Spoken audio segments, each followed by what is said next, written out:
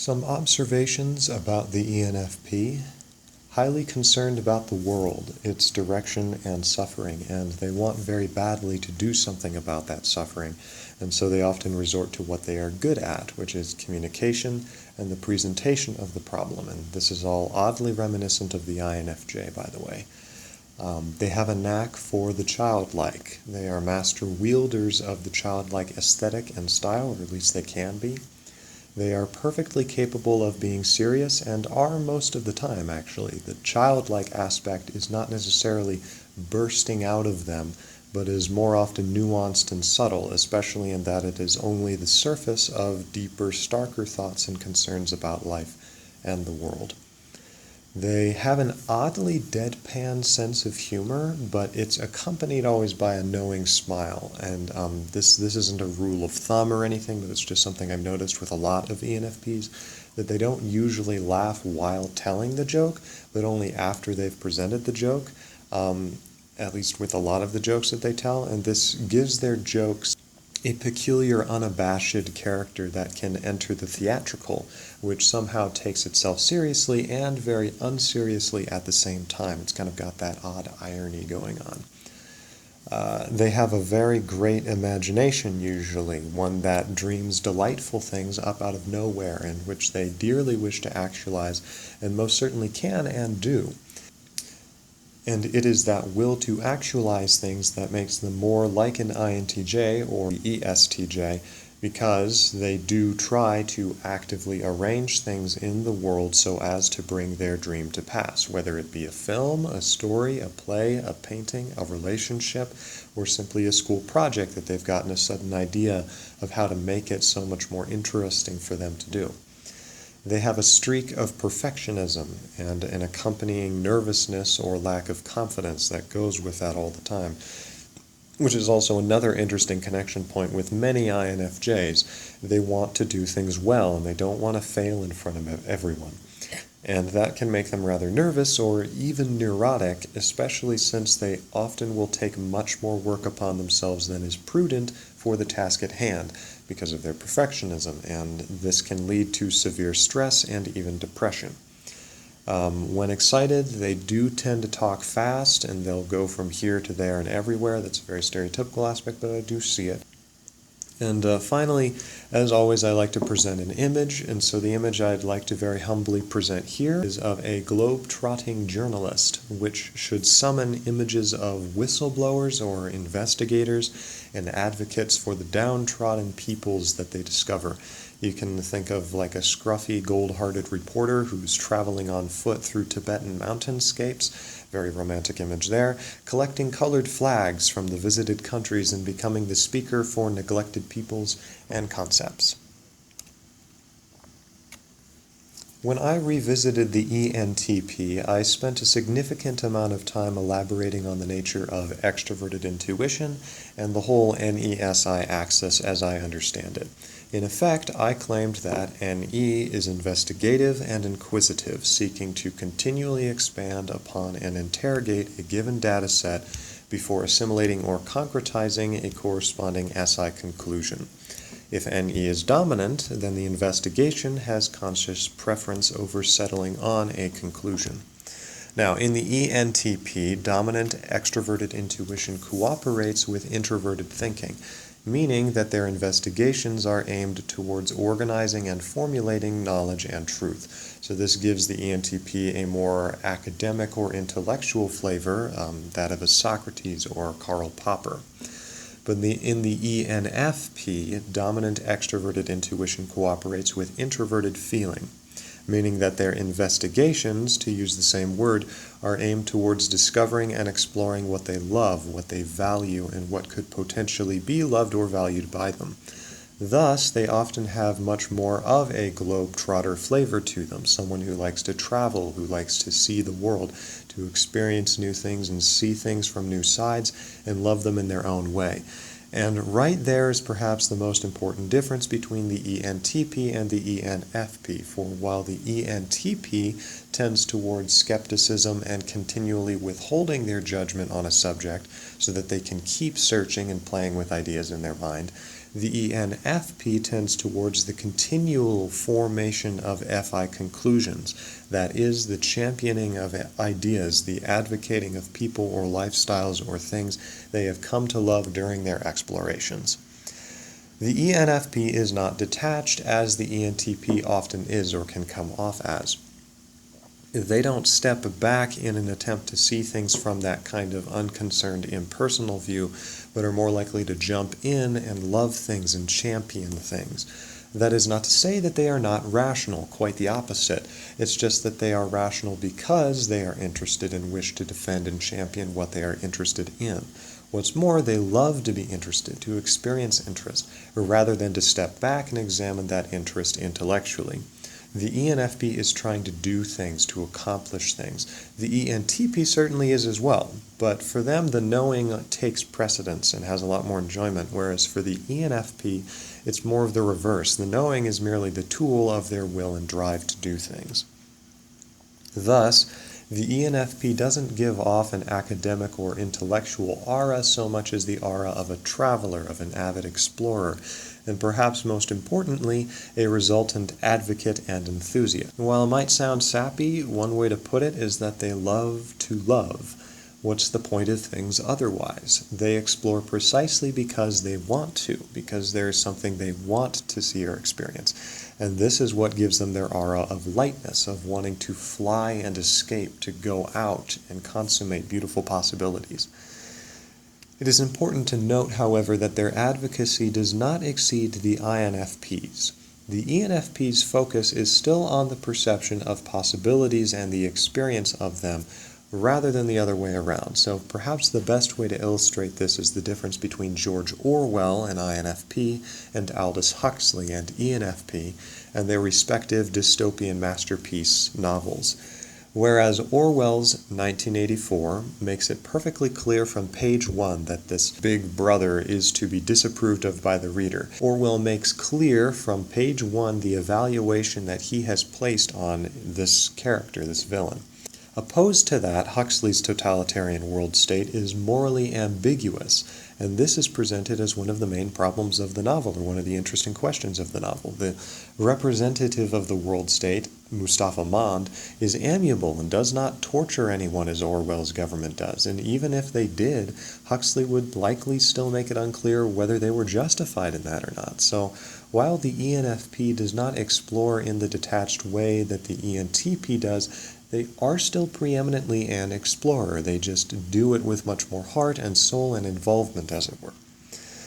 A little more can be said about this possibility searching. One image I've come to find useful is this image of a code cracker. So this is for the NESI axis. I'm trying to refer to the notion of a program that in order to unlock a password, it will run through every possible combination until it finds the right one. So this is one way that you could view NESI, but it's my way of imagining a chaos theory tree, which I've sometimes used to describe NE, but with SI being the one concluded path, the one path that out of all of these has kind of been determined that this is the one that works over and over and over again, and so it gets kind of blazed into the mind.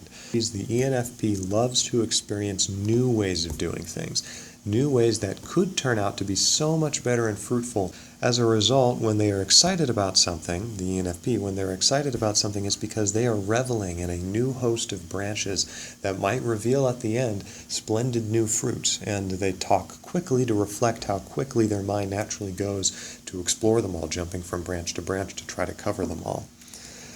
However, this ability to see all these different potentials can lead just as well to worrying about the future, about what could happen, about unpleasant possibilities as well as the pleasant ones.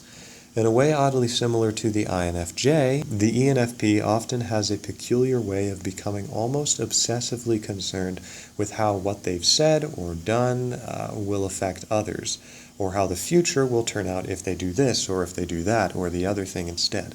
And they often find it useful to run through these racing thoughts and tangled possibilities out loud to somebody listening. In any case, the point is that the ENFP, a dominant intuitive type, sees possibilities more clearly and with more interest than the realities that generated them or that they were drawn from. And so they're susceptible to mistaking those possibilities for reality itself. They already are seen as having more life and color than reality, which is in part where their typical lush imaginations come from.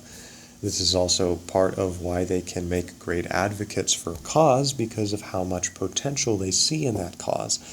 Say, I'll do this, and then I'll do this, and it'll be done, and it'll be perfect, and it'll be great, and la, and they'll say that jokingly because they're often perfectly aware of their own tendency to fantasize and posit ideals because they're used to it. But depending on the ideal, there's no reason they can't succeed in bringing it about as much as an ideal can be brought about. But it can just as well cause problems of wanderlust if they haven't learned how to handle it properly.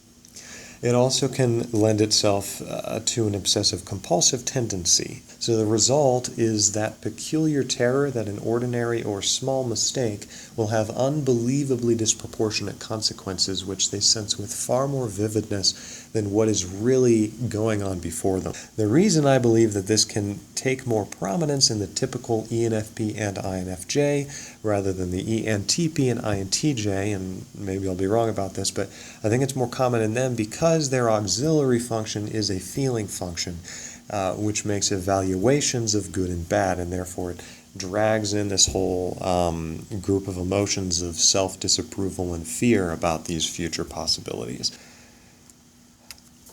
This leads nicely into a more direct discussion of the ENFP's introverted feeling on its own. As I've said before, the ENTP is more detached, that is, less personally involved than the ENFP, because the ENTP's auxiliary function is introverted thinking. So, in terms of my empirical versus interpretative video that I did a little bit ago, we could say that the ENTP is altogether closer to the object, therefore further from their own interpreting subject, than the ENFP, whose introverted feeling is the deepest into the subject that the functions get, which is something I talk about in that video, or at least imply a little bit. So the ENFP naturally brings their heart and soul into things. They concern themselves, they involve themselves, and they make things personal. They are, after all, rendering a personally derived moral or aesthetic judgment upon a thing. They naturally are bringing themselves to the table, as it were. They're saying, this is a part of my value system. They're comparing things to that. It's also worth noting, however, that despite the ENTP's more natural detachment, they are more naturally attuned to the feeling atmosphere of a situation, extroverted feeling, especially that of a crowd or a group. In other words, their very detachment, their refusal to involve whatever fire is within themselves, keeps the room dark, as it were, and allows them to see the other fires and stars burning in the room and know how to interact with them. Their vision isn't clouded by what they themselves feel and value, so they can focus entirely on what others seem to feel or value, and can learn via tertiary extroverted feeling how to temper and manipulate that to, hopefully, everyone's advantage. But the ENFP does not keep their flame under a bushel, as the Bible saying goes, but holds it out and contributes it to the other fires in the room. As a result, they see things through that candle, and they see the other people in terms of the light cast by that candle. So, to an auxiliary FE type like myself, it often, this gets into my own biases and problems, it often baffles me how the ENFP is so concerned about other people and those people's feelings, while at the same time seeming unable or simply unwilling to pick up on others' feeling cues at times. The reason for this, however, as I understand it, is because the ENFP is not simply reacting to others' feeling cues as I do, but they pick up on them and process them through their own feelings and values, the ENFP's feelings and values, determine with what to me seems a strangely involved detachment what they should do in terms of what they deem is right. Whereas, to the ENFP, my regard for others' feelings is oddly detached in the sense that my own self is not involved at all, yet at the same time very involved because of how quickly I move towards other people. To me, the ENFP's regard of others' feelings is also oddly detached in their own way, and that they do not just move immediately towards the other person and cast themselves aside, but rather involve their whole selves in determining what to do by passing the information through themselves and their values and then coming up with what seems to me a dangerously blind conclusion. So it's this difference between FE not involving itself but also moving very quickly to help other people versus FI involving its entire self but not moving towards them in direct relation to what seems to be going on with them, if that makes sense. For instance, there was one occasion where some friends and I were hanging out and trying to decide what to do. There was myself, being the self-identified INFJ, and there was also ENFP and ISTP. There were also some others, but they're not important to the story. So the ENFP realized that we could play this game called Mao. Mao is a odd little card game where the gag of the game is that people who haven't played it before don't know the rules going in. The ENFP had played Mao much longer than any of us had ever played Mao. I had also played Mao with her, and we'd had a really good time. We really enjoyed it. It was a fun game. And so ENFP thought that this would be a great idea to bring up because the ISTP had never played it, so all the better. And but the ISTP was clearly, to me, it was perfectly clear the ISTP did not really want to play this game. But the ENFP insisted, and to me it appeared that she seemed insufferably oblivious to the ISTP's clear discomfort, on the insistence that he'd learn to like it.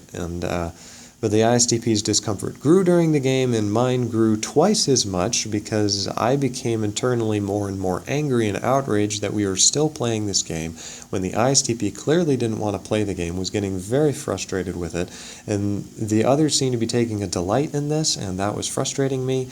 The ENFP demonstrated an unnerving lack of empathy due to how much she herself loved the game. She couldn't see the ISTP's light. The fact of the matter is she was not reacting to the external signs as I was, but she was referencing her own values in order to determine what was best, and genuinely thought that the ISTP would like the game in the end and have a similar experience to hers. Rather like how I, with introverted thinking, prefer to run things through my introverted thinking principles in order to make sense of them, and do not trust extroverted facts. So this is where we enter what I've been calling in many of these type revisit videos the unconscious shadow of the ENFP, the type represented by the Tertiary Te and the Inferior Si of the ENFP, which would end up combining to be a sort of repressed, immature ESTJ personality that lies within the ENFP. This has several effects on the ENFP personality that I'd like to touch on. First, they want to be self-sufficient and responsible, the ENFP does.